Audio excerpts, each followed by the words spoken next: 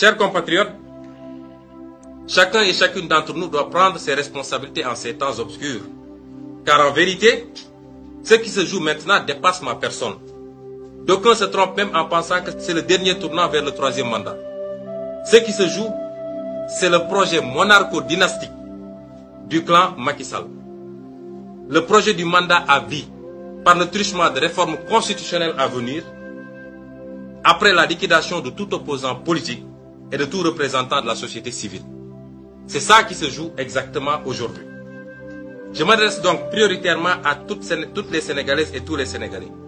C'est le résultat de plusieurs décennies, voire siècles de lutte et de conquête démocratique que Macky Sall veut anéantir aujourd'hui. C'est l'avenir de nos enfants et petits-enfants qu'il veut confisquer au profit d'intérêts étrangers et de quelques privilégiés de son clan, devenus tous immensément riches pendant que le peuple s'enlise dans la pauvreté. Je m'adresse singulièrement à cette jeunesse, prise en étau, angoissée par un avenir sans horizon, minée par le chômage et la honte de ne pouvoir se réaliser et aider ses parents, engloutie dans les océans et le désert, à la recherche désespérée d'un hypothétique ailleurs meilleur. À cette jeunesse, je rappelle ce qui nous lie, parce que tout le monde sait qu'il y a un lien particulier entre nous et la jeunesse. Ce qui nous lie, c'est l'idéal d'une société juste, dont les ressources et les richesses seront partagées équitablement et où toutes les chances seront égales. Aux frères et sœurs africains, l'heure de notre révolution a sonné. N'acceptons plus ces petits présidents comploteurs, toujours à la solde de quelqu'un, mais jamais au service de leur peuple.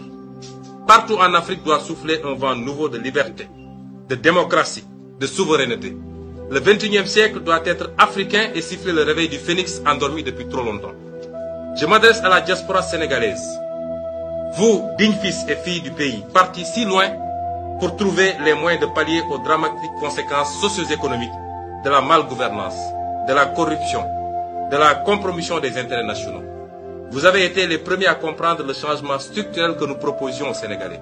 Ce combat est le vôtre car jamais nous n'avons été si près du but. Jamais nous nous sommes approchés si près de créer les conditions d'éviter à nos enfants de sillonner le monde à la recherche de ce qu'ils pouvaient bien trouver chez eux. D'où la panique de Macky Sall et de tout le système qu'il représente. Frères et sœurs de la diaspora, nous ne gagnerons pas ce combat et tous les paris à venir sans vous.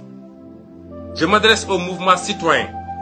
Vous avez été de toutes les conquêtes démocratiques dans ce pays. Au même titre, sinon plus que les acteurs politiques. La pureté de votre engagement réside dans son désintérêt puisque vous n'êtes pas dans une logique de conquête et d'exercice du pouvoir. Je vous dis que votre mission ne s'est pas achevée le 23 juin. Elle vient justement de commencer car cette fois-ci, il ne s'agit plus simplement de stopper un projet de loi contesté, il s'agit de forer les bases d'une refondation pour que plus jamais cela. Je m'adresse à l'opposition sénégalaise. Quelqu'un disait que la plus grande chance de Macky Sall, c'est son opposition. Je m'adresse à cette opposition, dont l'écrasante majorité, au-delà des clivages et divergences d'approche, semble avoir bien compris les enjeux transcendantaux du moment. Comme en attestent d'ailleurs ces innombrables manifestations de soutien et de solidarité depuis le début de ce complot.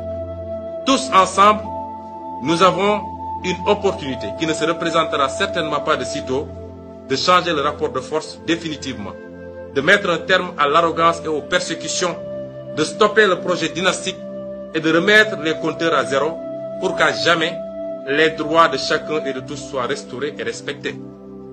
Mais si Macky Sall réussit son coup-ci, s'il réussit ce coup-ci, alors il écrasera tout sur son chemin vers le pouvoir à vie. Que personne ne s'y trompe.